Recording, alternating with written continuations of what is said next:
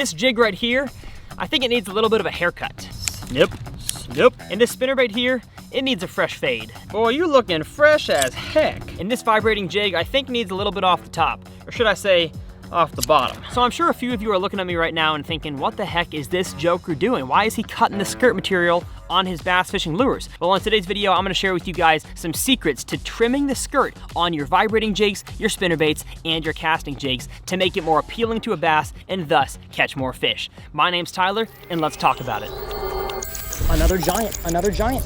Look at that, y'all. I can't believe what I just caught. Yes! What is going on, everybody, and welcome back to TRF. My goal here on this channel is to help you guys become better bass anglers and catch more fish. So if that's what you want, hit the subscribe button. I would say there are three different categories of lures in bass fishing. There are hard baits, which is your crankbaits, your top waters, your jerk baits. Then there's soft baits. So you have your worms, your creature baits, your soft plastic jerk baits. And then you have the skirted lures. That contains vibrating jigs, buzz baits, spinner baits, and normal jigs. So what is the purpose of a skirt on a lure? I think it has 2 to 3 main purposes. So the first one is that it adds action. When you are retrieving a bait like a vibrating jig here, the Thunder Cricket, and you stop and go that bait, the skirt will pulsate almost like imagine a hula dancer, and their skirt goes in and out, in and out. That's exactly what happens with your lure as you're retrieving it. So it adds a whole lot of intriguing action to get a fish to strike. The second purpose for a skirt on a bass fishing lure is that it adds bulk. So when you are retrieving that in the water, it gives more of a push of water, more disturbance, and because fish oftentimes can't see your lure, they have to sense it. Having a skirt on your lure helps them find it easier. And the third purpose that I guess you could argue for is that it helps the bait to sink slower. So this vibrating jig here with the skirt and without is going to have a completely different speed of fall. In my experience though, most skirted lures, regardless of the company that makes them, do not come cut to the correct length to be most appealing to a bass right out of the package. And so you've got to do some trimming before you start fishing. How much you cut the skirt really depends on the type of lure and the situation you are fishing in. So let's talk about a few of those. As an example, let's take this swim jig right here, straight out of the box. No cuts have been made to the skirt so far. So if you want to make your jig, your vibrating jig, your spinnerbait a little bit slimmer, you can take your scissors to the top or the bottom of the skirt, right where it meets the band, and actually take some of the strands off entirely to make the bait more skinny, more slim. If I wanted to skip this swim jig most efficiently, what I would do is take some skirt off the bottom and either cut some skirt off the back side where that head is, or just move it off to the side depending on if it's wire tied or band tied. And what that does for you is gives your jig less drag. That way, as you skip it across the water and that head hits the water, this back side here doesn't have as much drag, as much resistance, and it can skip even better. And if you want your bait to stay down in the water column better and have less resistance, of course, cutting away some of the skirt can help with that. But the number one thing you've got to think about with these lures is how the skirt interacts with your trailer. The main reason for putting a trailer on a jig or a vibrating jig or a spinnerbait is to add bulk and to add action, which usually some kind of paddle tail or claws gives to your lure. And so the reason for cutting the skirt with a trailered lure is that you don't want the skirt interfering with the action the trailer is supposed to impart. So I'm gonna take this swim jig, for example, here. I've got an arrow pointing to where the skirt material ends right there.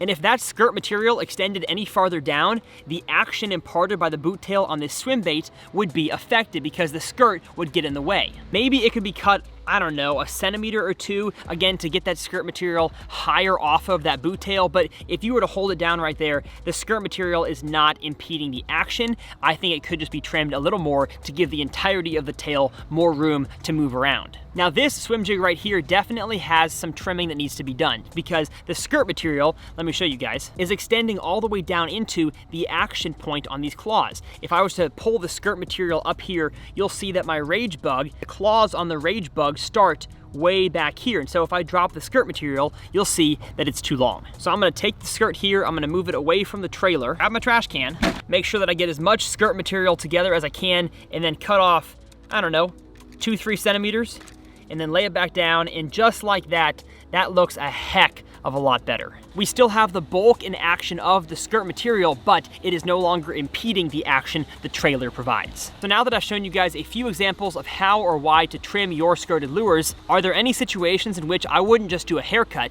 but would go completely bald and take the skirt off entirely?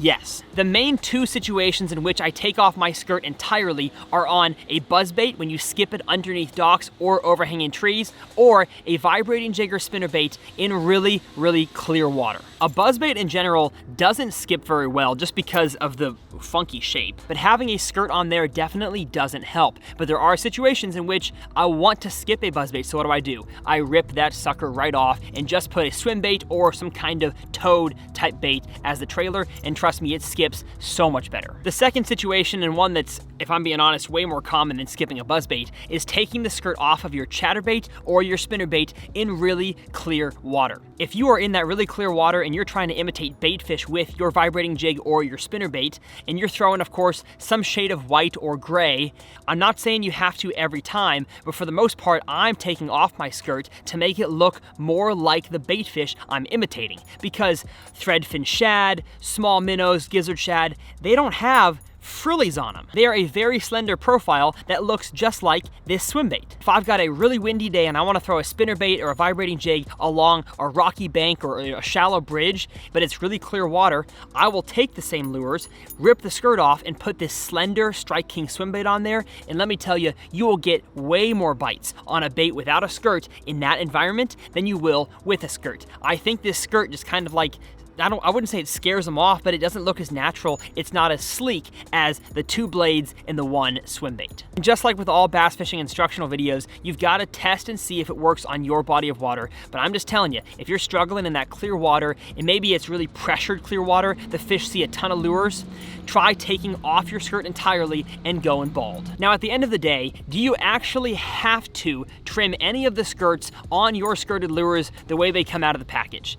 No, you don't. You can still get bites, you can still catch fish, and there are many times when I totally forget to trim my skirts and I still get bites. But I'm in the business on this channel of teaching you guys how to make your tackle better, how to make your boat better, how to make yourself better as an angler, and therefore catch more fish. And bass fishing is an incredibly fast-growing sport, and so you're gonna have more and more people fishing the same bodies of water that you fish, and so anything you can do to make your lures look better and more appealing to a bass will get you more bites.